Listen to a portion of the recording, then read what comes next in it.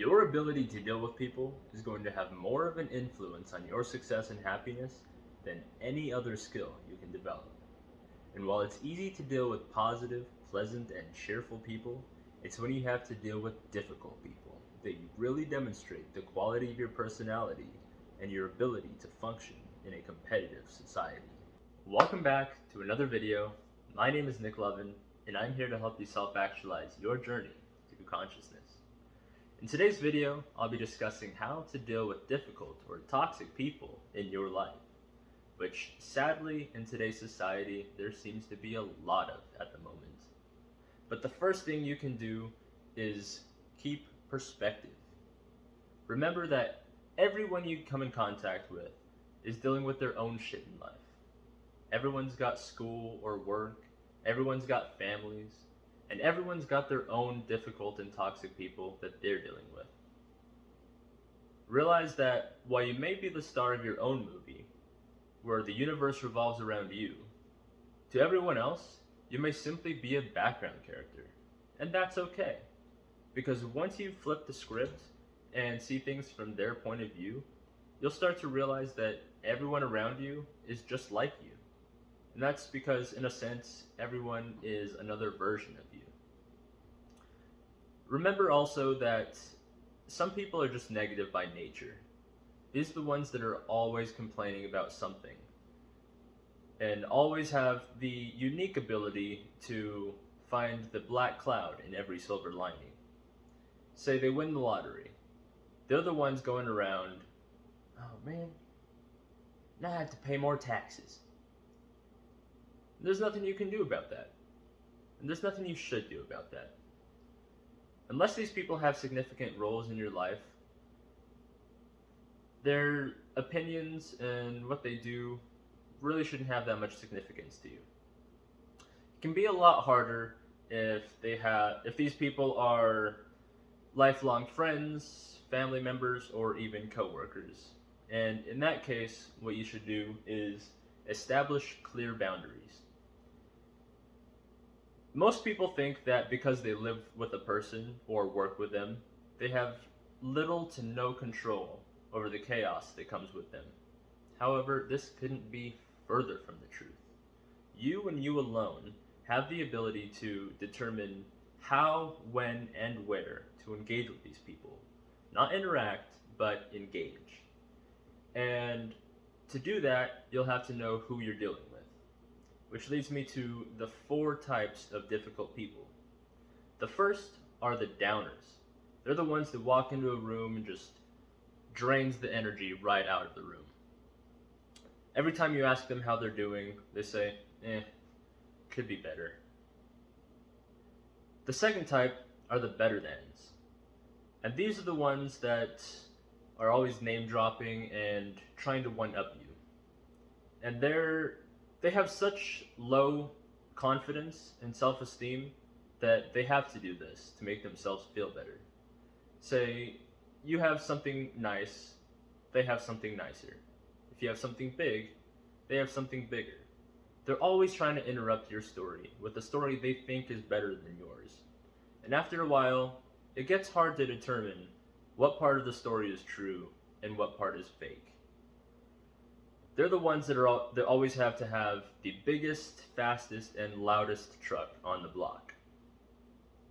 The third type are the passives.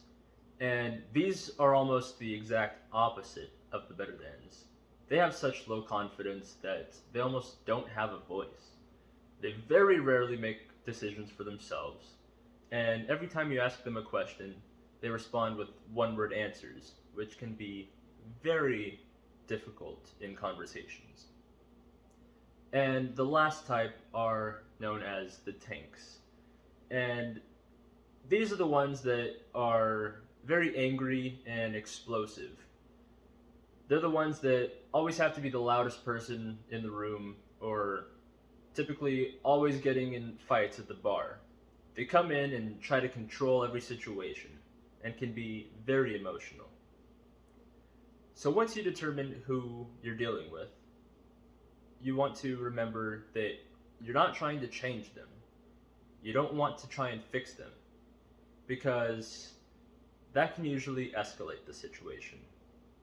If you tell a tank to calm down, he's usually going to get more aggressive. And if you tell a passive to speak up, they're typically going to become more shy. So what you want to do is instead try and see things from their point of view. Try and understand them. And most importantly, determine if they're toxic in your life. Which brings me to the next point. Don't waste energy on pointless conflicts. It does absolutely no good getting upset with the downers for bringing you down, or constantly trying to compete with the better thans. Instead, focus on solutions. Say you have a tank in your life who has different political views than you. It might be a good idea to set that as an unsafe topic.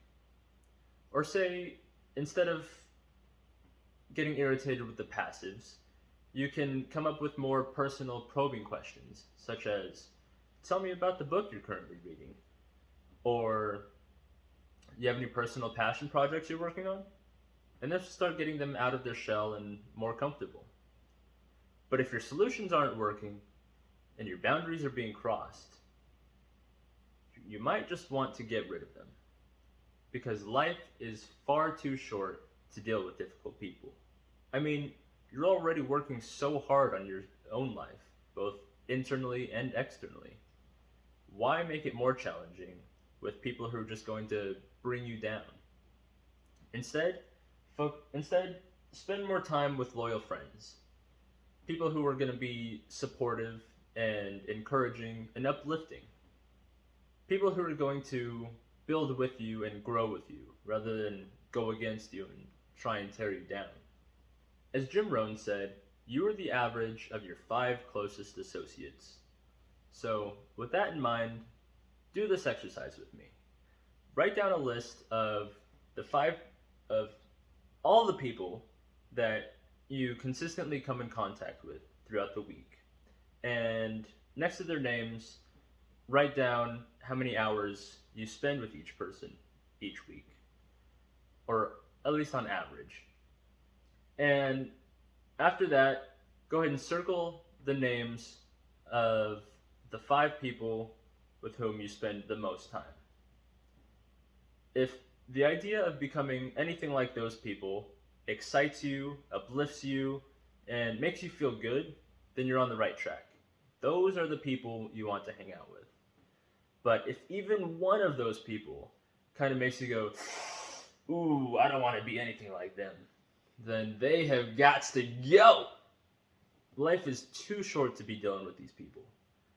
And keep in mind that it can be difficult if they're an employer or even a coworker, but life in this physical body is too short to even be putting up with that. And keep in mind that they are just as replaceable to you as you are to them. And I have never once met a person who left a situation they were unfulfilled or unhappy in who later regretted it, whether it was by their choice or not. And it can be even more challenging if those are the people that are friends or family. But keep in mind, always, always remember, you have the right to be happy. Regardless of what anyone else may think or say, your life is yours and not anyone else's. So, even say your parents both went to Harvard and Yale and expect you to be a doctor. If that's not something you want to do, you don't have to. If what you're passionate about is living in a van and sleeping under the stars in a different city each night, taking pictures of birds, by all means, go do that. To do anything less would be a disgrace. Squash negative self-talk by all means. It is unrealistic, unfair to yourself, and to the world around you. Follow your bliss. That's all I have for you guys today, but I'll see you on the next video, where we will continue your transcendence.